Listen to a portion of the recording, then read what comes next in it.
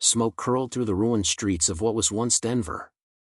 The sky, an orange haze, glowed faintly with distant fires. Sergeant Alex Riker crouched behind a crumbled concrete wall, his military-issue rifle aimed toward a flickering alley. Every breath he took sounded louder than it should have, too loud in a world now ruled by silence and moans. A faint buzz in his earpiece broke the stillness. Base echo to all remaining units, this is a final transmission. Extraction points compromised. Operation Last Light is terminated. Repeat, Operation Last Light is terminated. The message looped again, fainter this time. Alex clenched his jaw. Echo Base was the last known stronghold of human military command west of the Mississippi. If they were gone, it meant one thing: America was lost. He glanced down at a worn photo he kept taped to the inside of his helmet, his sister and her 2 kids, smiling at a beach long since swallowed by chaos. Somewhere out there, if they were still alive, they'd be waiting. And he had no intention of dying before finding them. He checked the ammo, 2 full mags, 1 half spent. A few grenades. Supplies were running low. He had a map, a vague idea of where the last refugee column had gone, and a gut feeling that every step forward was a step deeper into hell. A sudden clang echoed behind him. Alex spun, rifle raised, breath held. A figure stumbled from the shadow, human. Young. Early 20s, wearing a torn hoodie and a bulletproof vest too big for his frame. "Hey, don't shoot," the kid whispered harshly, hands up. "Name's Trevor. I've been following your signal." "Your army, right?" Alex nodded slowly. "Formerly." "You alone?" Trevor shook his head. "I was with 5 others. We tried to cross the city, only I made it. They didn't stand a chance once the fast ones showed up." Alex's expression didn't change, but he understood. The fast ones, mutated, erratic versions of the infected, were the reason most teams didn't make it far. "You know where the last convoy went?" Alex asked. Trevor nodded, pulling out a crumpled map. A radio operator mentioned a safe zone forming near an old hydro dam north of here. Said it was the new fallback point for survivors. Some military there too, maybe. Alex studied the map. The dam was days away on foot, through zones crawling with infected. But it was a lead, and that was more than he had before. "Then we move. Quietly. Stay close, don't make noise. If you see one infected, assume there are 10 more behind it." As they began moving through the wreckage-strewn streets, Alex couldn't shake the feeling of being watched. The infected were evolving. He'd seen them hunt in packs, coordinate attacks. Some even seemed to wait in ambush. Halfway down the next block, Trevor whispered, "Why haven't we nuked the major cities?" "Isn't that protocol?" Alex shook his head. "Can't bomb what's already lost. Besides, too many unknowns. Some of these things are resistant to heat. Fire doesn't always stop them." A growl pierced the stillness. Low. Guttural. Alex froze. He motioned for Trevor to back up. From the shadows of a collapsed bus, 3 figures emerged, twisted, pale, fast. Not walkers. Runners. Alex fired 2 clean shots. Headshots. The third one screamed, a piercing, almost human sound, then dashed at Trevor. Alex moved fast, knocking Trevor aside and taking the creature down with a hard swing of his rifle butt. It squirmed, snarling, before he finished it with a boot and a final shot. "Lesson 1, he said, helping Trevor up, they don't come alone." The scream had echoed. More would come. Alex knew the rules of this new world: survive, stay moving, trust few, and never underestimate the undead.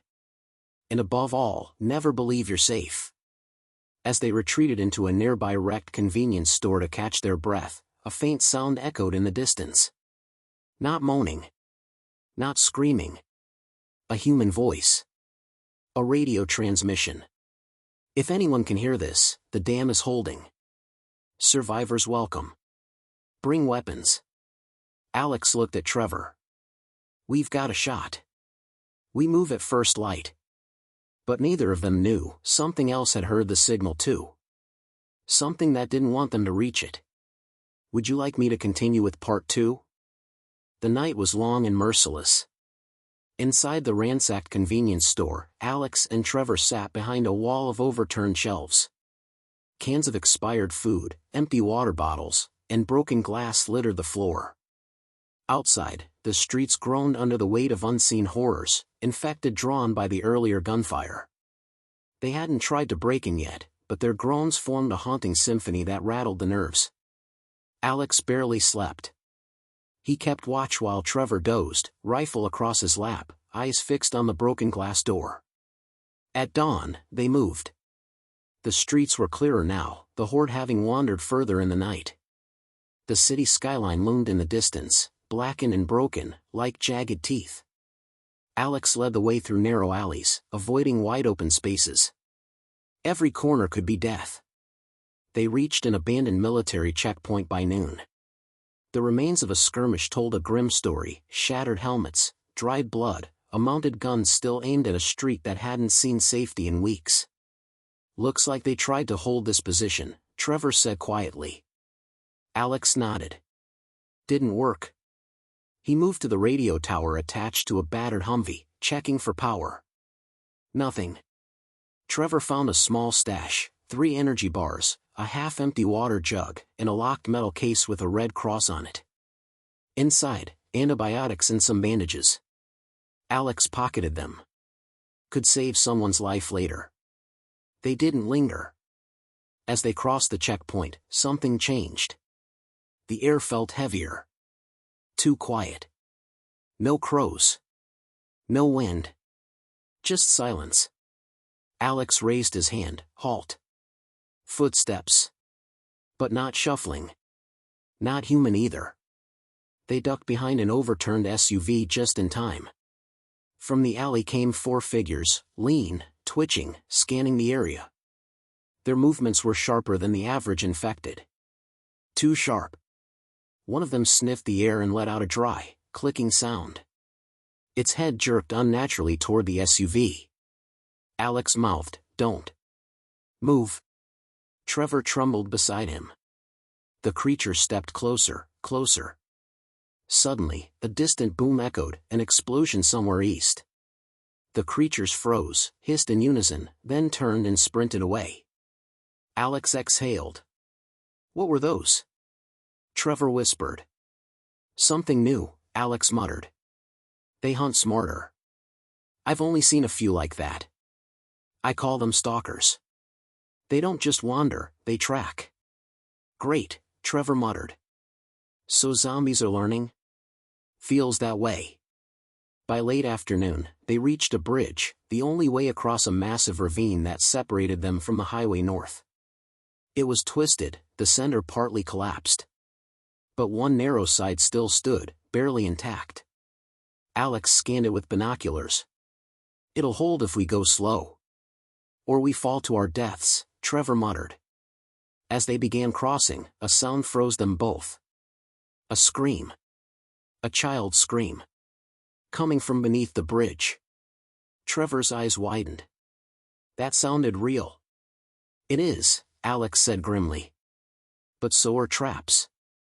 Sometimes the infected mimic voices. Lure people in." Trevor hesitated, torn. Then the scream came again, followed by sobbing. It didn't sound like a mimic. It sounded human. Alex cursed under his breath. "I'll check. Cover me." He climbed down the embankment, careful, silent. Hidden under the bridge, curled beneath rusted debris, was a girl. Maybe 10.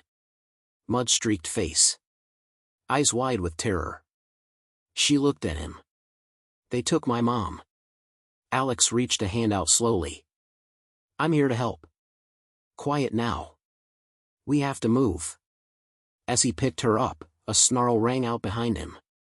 In the darkness, something waited. Glowing eyes. Claws. A stalker, but bigger. It lunged. Alex spun, firing wildly, shielding the girl. The bullets connected, but the creature didn't stop. Then, blam! A shot rang out from above.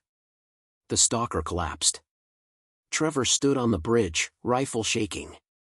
"You said cover you." Alex smirked. "Good timing." They climbed back up, the girl safe, shaken, but alive. Trevor looked at her. "What's your name?" "Lila," she whispered. "They're coming. They're always coming." Alex looked north toward the mountains. The dam was still days away. Now, they were 3. And somewhere behind them, more stalkers stirred. Ready for part 3? They moved before dawn. The girl, Lila, clung to Alex's hand as they hiked through the forested hills outside the city. Trevor led the way now, eyes scanning the brush, rifle always ready. There was no more casual conversation. No more questions. Only silence, broken by Lila's occasional sobs and the distant calls of infected echoing far behind them. Alex had patched a wound on his arm from the stalker encounter, but infection wasn't just viral now, it was psychological. These creatures weren't just spreading a sickness. They were spreading fear. As the sun rose over the treetops, they stumbled onto the remains of an outpost. It was a ranger station. Fenced. Quiet. No signs of movement. The gate hung open, creaking in the breeze. "We check it." "Could have supplies," Alex said. "Or something worse," Trevor muttered. They moved cautiously.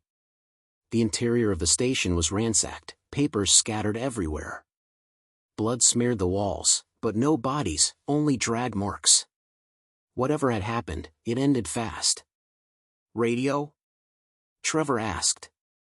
Alex shook his head. "Dead. Looks like it was destroyed intentionally." He searched the back room and returned with a small cache, 2 flare guns, a map, and a sealed ration pack. Better than nothing. Lila pointed to the corner. Someone wrote something. On the wall, written in charcoal. "They're not turning anymore. They're changing." Trevor read it aloud. "What does that mean?" Alex studied the message. Could explain the stalkers. Maybe the virus mutated again. They left the station behind and pressed north, following a trail that curved around a lake. Alex checked the map. The hydro dam was marked, 4 days away on foot, maybe 3 if they didn't stop. Then, the sound of rotors. Trevor dropped to the ground. "Helicopter?" Alex pulled out his binoculars and scanned the sky. "Yep, military chopper, low flight pattern." "That's not a patrol, it's a search." "Search for what?" Trevor asked. "Or who?" Alex muttered. He fired a flare. The red trail screamed into the sky and burst like a comet. The chopper kept moving, no response. But someone had definitely seen it. An hour later, they hit a problem. A blocked valley road, collapsed bridge and wrecked convoy. The only way across was a mountain pass known for rock slides and narrow ledges. Dangerous even before the outbreak.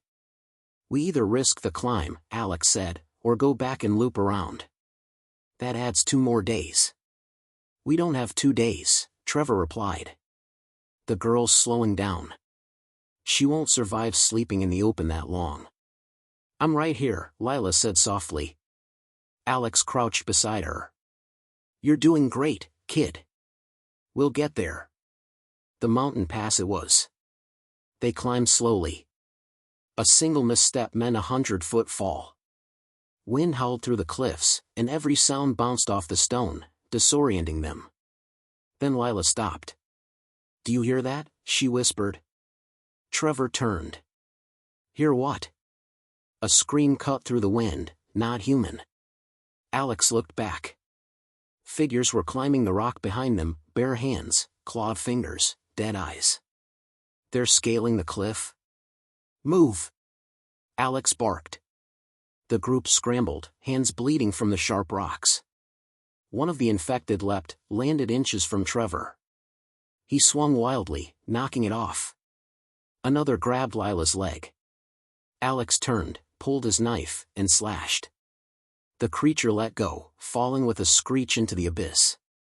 He scooped Lila up and ran. They made it to a ledge barely wide enough for all three. Above them, a small cave. "In there!" Trevor shouted. They ducked inside just as more infected crested the ridge. Then, an explosion. The ledge shook. Debris fell. The cliff cracked. Rockslide. The infected were buried under tons of falling stone. Silence. Dust filled the cave. Alex coughed. "Everyone okay?" "I think so," Trevor said, checking his leg. "Scraped, but still moving." Lila nodded. Alex peered out.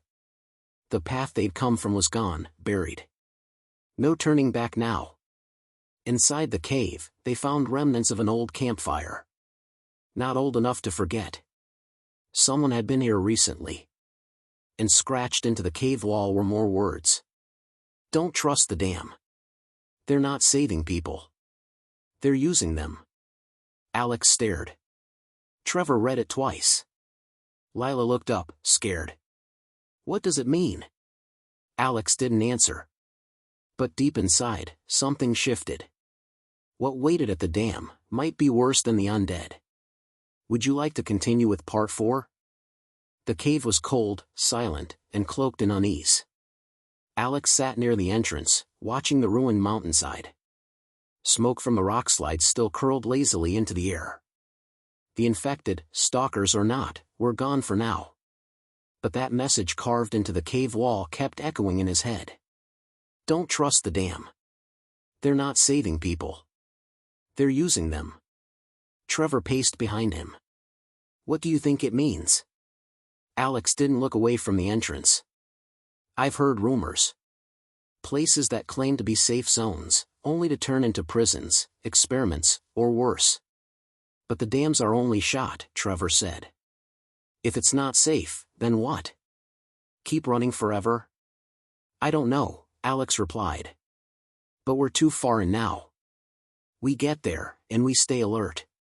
The sun rose, and they descended the other side of the mountain. The landscape had changed. The woods were thicker. The smell of death stronger. Every tree looked like it was hiding something. Crows followed them in silence, watchers in the sky. Lila barely spoke. She clutched the flare gun Alex had given her like a lifeline. By noon, they stumbled onto an abandoned campground. Tents torn, supplies scattered. Fire pits long cold. But something about it felt staged. Like whoever left did so fast, but not in panic. Trevor found a handwritten note taped to a tree with a combat knife. "Too quiet. We're leaving. If you find this, head east instead. The dam is a trap." Same warning. Alex's gut twisted. But just as he turned to leave, he spotted something. Footprints, fresh. Human. Boot tracks, carefully placed. Leading away from the camp, toward the dam. Not away from it. He knelt to inspect them. Someone else passed through here. Military or ex-military. Heavy pack. Alone. Trevor frowned. Friend or enemy? Only one way to find out. They followed the trail for hours. Eventually, they came upon a wrecked cargo truck in the middle of the road. Engine still warm. Rear doors open. No one inside. Alex raised his fist. "Stop." Then, click. A voice from the trees, "Drop your weapons. Now." Trevor froze. Lila screamed and ducked behind him. Alex turned slowly. A woman stepped out, rifle raised. Early 30s, worn tactical gear, a bandage on her left arm. "Who are you?" she demanded. Alex kept calm. "Name's Alex Mercer. Ex-National Guard. This is Trevor and the girl's Lila. We're heading to the dam." The woman's eyes narrowed. "Then you're either desperate, stupid, or not who you say you are." "I'm trying to get her to safety," Alex said. "If the dam's a lie, I want to know why." The woman lowered her rifle slightly. "Name's Reyes. I came from the dam." Escaped 2 days ago. They're not who they say they are. What are they? Soldiers, Reyes replied. But not rescuing anyone. They're rounding up survivors, screening them. The ones they don't like? Gone. No one knows where. Trevor muttered, why would they do that? Reyes looked them over. Power. Control. Maybe fear. But it's not a refuge. It's a cage. Alex stepped forward. So why are you still heading that way? I left someone behind, she said quietly. My sister. She's sick. I need to get her out. Alex thought for a long moment. Then nodded. Then we help each other. Reyes hesitated, then lowered her weapon fully. I know a way in. Through the old turbines. An used tunnel system. Quiet, but dangerous. That night, they camped in silence. Tension ran high. Lila finally asked, will there be people at the dam? Good ones? Alex looked at her. Maybe. But we can't count on it. We stay together. Watch each other's backs. Later, as everyone slept, Alex sat alone with the map, staring at the mark that read Safe Zone, Hoover Hydro Command. He drew a line through it.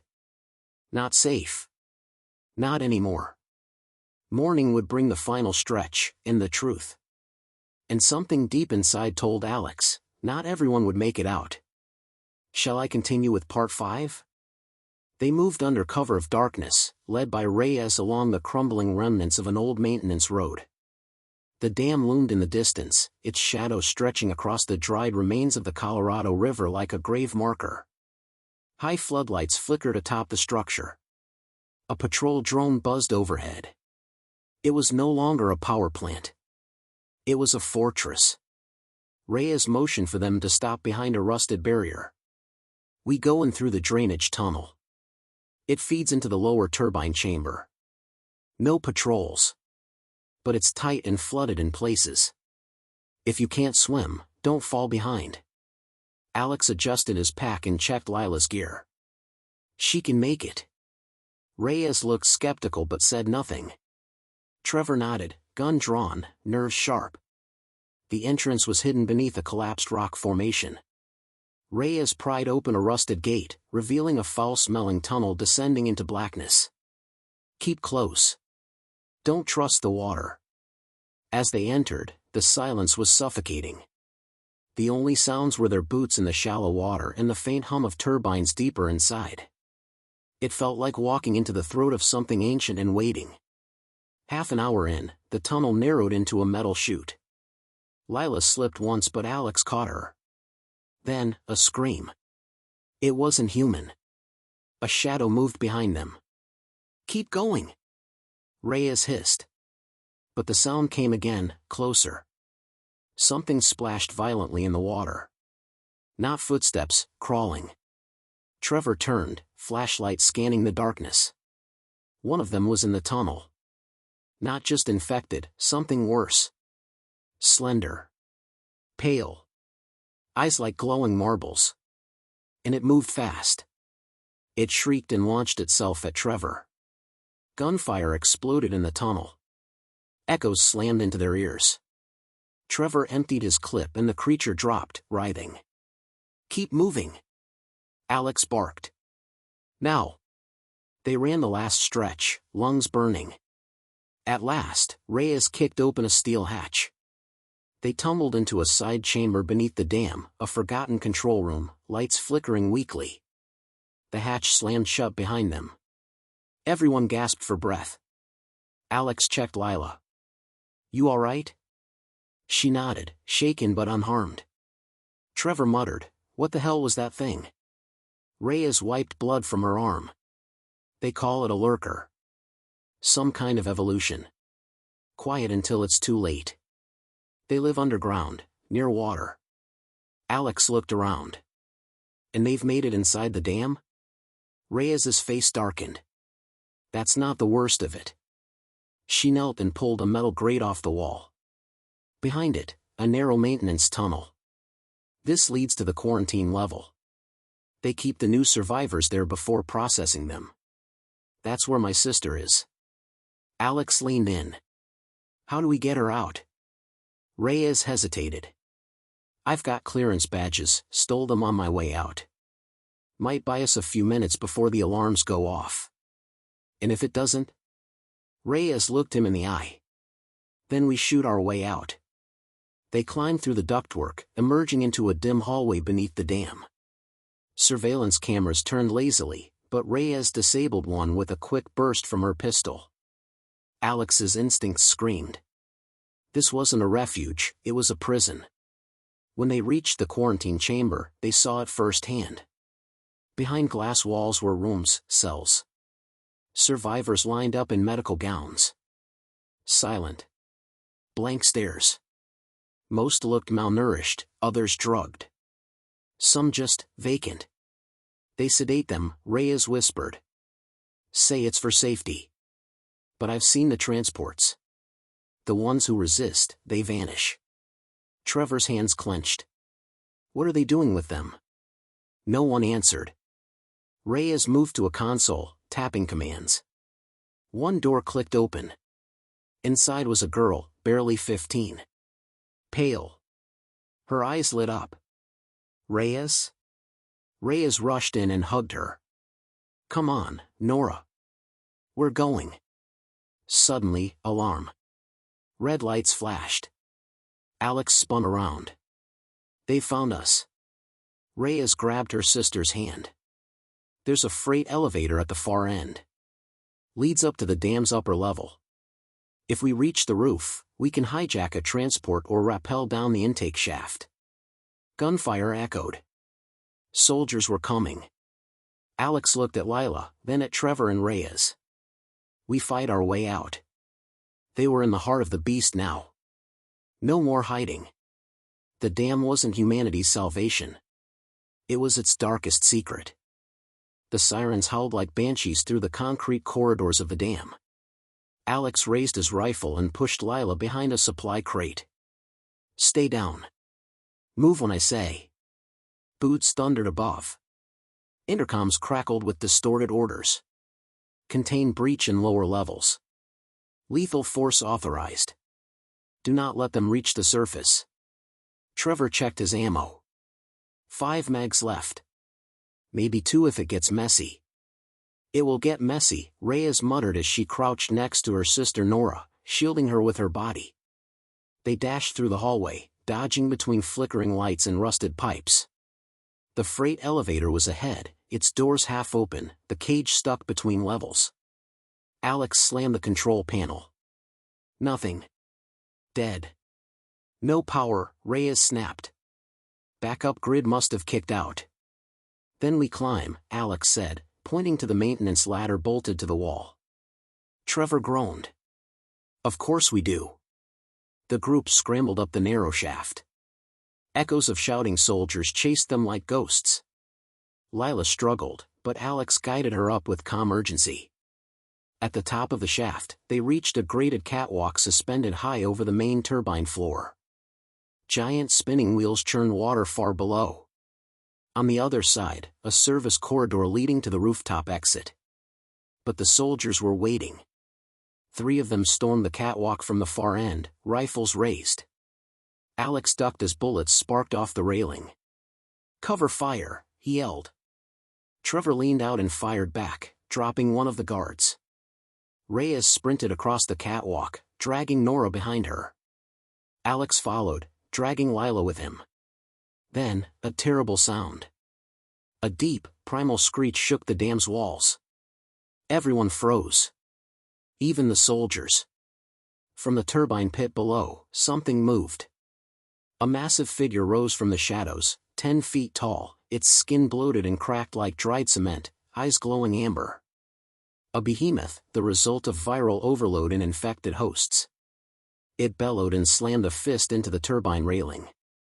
Metal snapped. Alarms wailed louder. Concrete cracked under its weight. The soldiers panicked and opened fire, but it didn't stop. Alex shouted, "Run!" The behemoth leapt upward, landing on the catwalk with a crash. One soldier was crushed instantly. The rest ran for the stairs. Trevor tossed a grenade. Boom! The explosion shook the catwalk, sending the creature stumbling, but not down. It roared and charged toward them. Alex pushed Lila through the corridor. Go! They ran, breath ragged, boots pounding steel. Behind them, the behemoth tore through the passage like a tank, smashing pipes and doors. Reyes slammed a reinforced door shut behind them and sealed it with a pipe. That won't hold for long. They reached the rooftop, wind screaming, sky painted with twilight. Military choppers were parked on the far pad, engines still. But soldiers were rallying, shouting into radios. Alex scanned the area. There. Fuel truck. We use it for cover. Gunfire burst from the helipad. Trevor laid down suppressing fire, while Reyes and Nora dashed across the tarmac. Lila stayed close to Alex, her small frame nearly hidden behind his. They reached the chopper. Locked. Reyes cursed and fired at the canopy. Useless. Alex turned to Trevor. Get the fuel truck. Ram the gate. Trevor grinned like a maniac. Now this is more my style. He dove into the driver's seat, hot-wired it in seconds. The engine roared. With a growl, Trevor slammed the pedal, driving straight at the barricade. Alex covered the rear, dropping another guard with a clean shot. The truck smashed through the rooftop fencing, clearing the way. Go! Alex yelled. They jumped aboard as Trevor skidded to a stop. Bullets pinged around them, and the behemoth finally smashed through the roof door behind, bellowing as it charged toward them. Reyes hurled a flare into a stack of fuel drums. Alex squeezed Lila tight. Kaboom! The rooftop exploded in a wave of fire, launching the behemoth backward in flames. The truck tore down the ramp and off the dam's upper road, tires screeching as they barreled down the mountainside. They were out. Alive. For now. But Alex knew this wasn't over. The dam was a fortress, and now a graveyard. Whatever secrets it held, someone had built it that way on purpose. And whoever ran it, wouldn't let them go without a fight. Ready for part 7? The fuel truck rumbled across the dusty backroads, its tires shredded and body scorched from the rooftop explosion. The dam faded into the distance behind them, an inferno now visible even on the horizon. Alex held the wheel steady, eyes darting between the road and the rearview mirror. Reyes sat beside him, reloading in silence.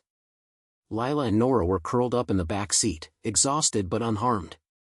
Trevor, bruised and grinning like he just robbed a casino, sat perched on the truck bed with a stolen rifle across his lap.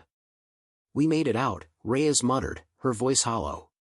But now what? Alex didn't respond right away. His mind was spinning. The dam wasn't just a refuge, it was a lab.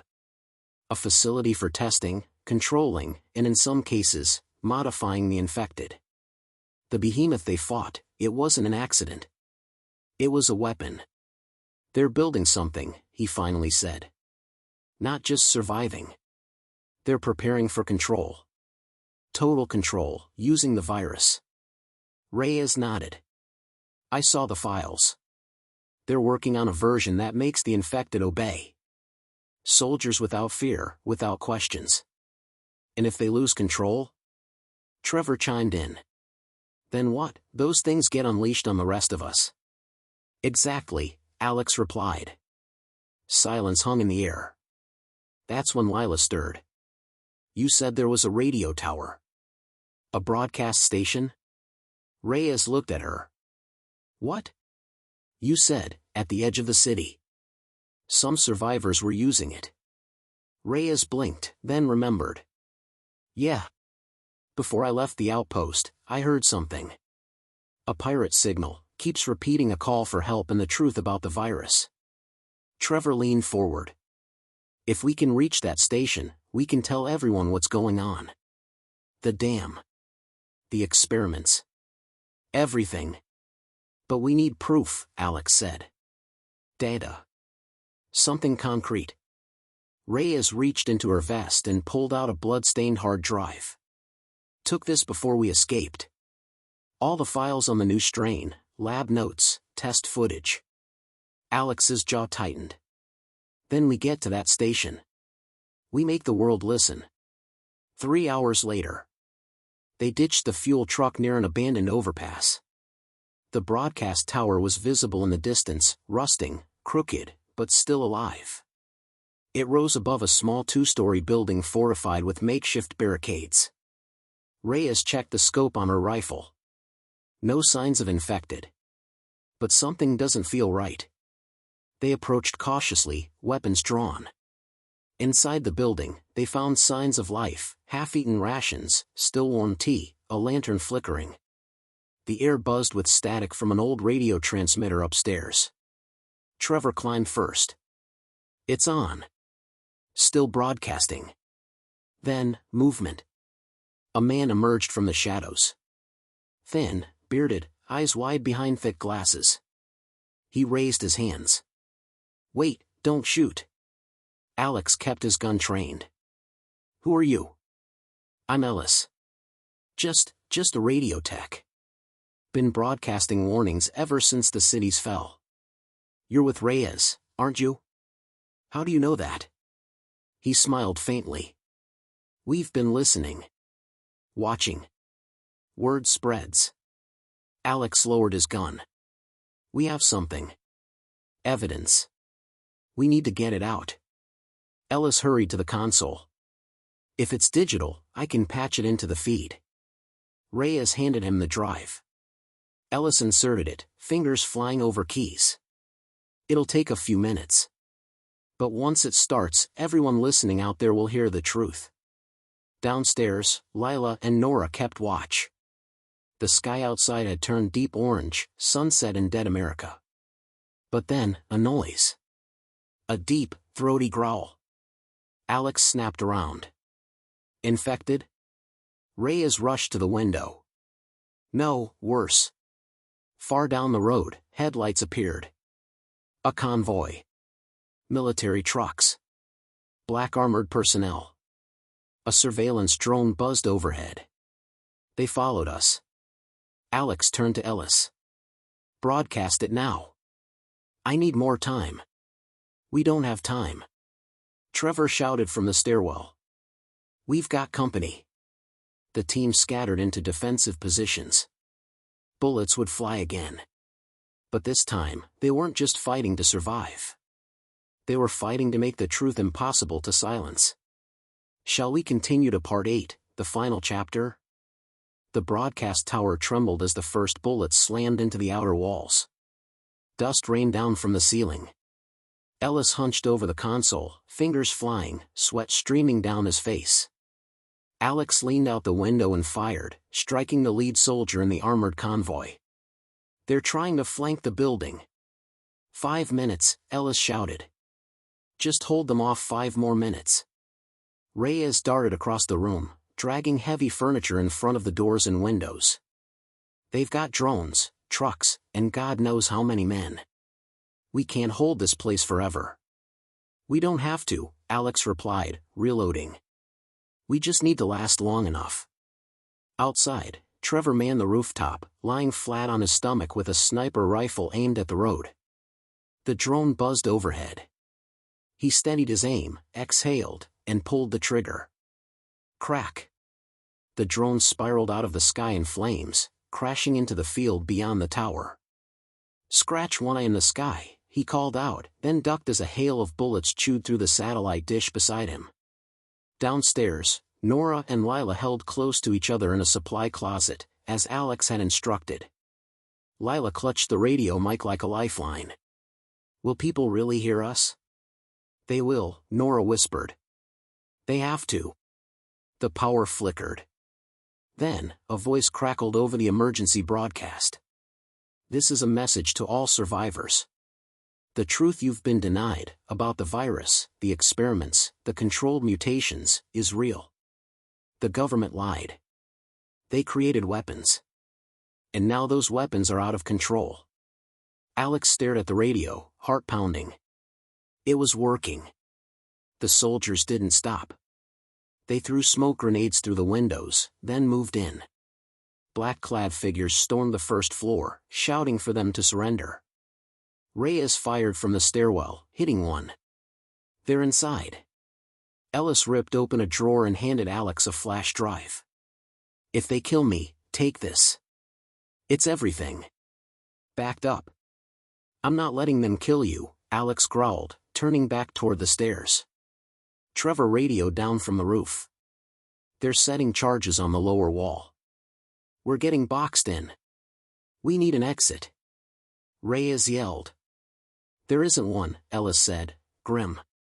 This place was built to hold a signal, not defend it. Alex glanced at Lila and Nora. The terrified look on Lila's face told him all he needed to know. They couldn't die here. He turned to Reyes. You trust me? With my life. Good, he said, grabbing a fuel can and yanking open a wall panel.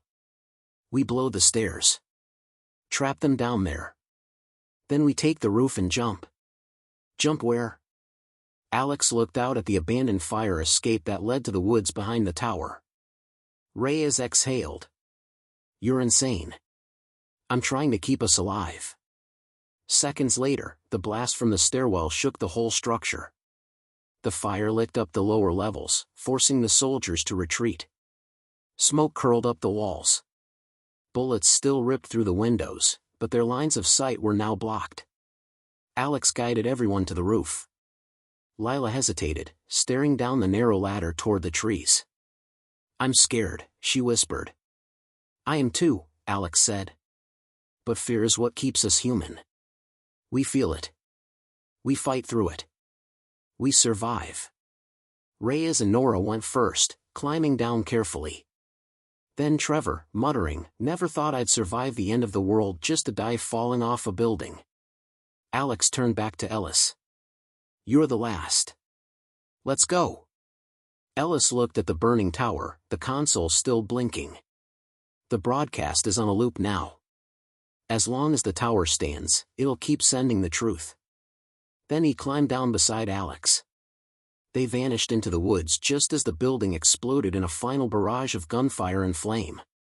Days later, the broadcast spread. Survivors across the country heard the message. In camps, bunkers, and isolated towns, people finally knew the truth. Whispers turned into organized resistance. Alex, Reyes, Trevor, Nora, Lila, and Ellis moved on, traveling from one survivor group to the next, spreading the files, teaching people how to fight back. They weren't just running anymore. They were starting something new. A rebellion. A hope. One soldier's fight had sparked a movement. And dead America wasn't dead yet.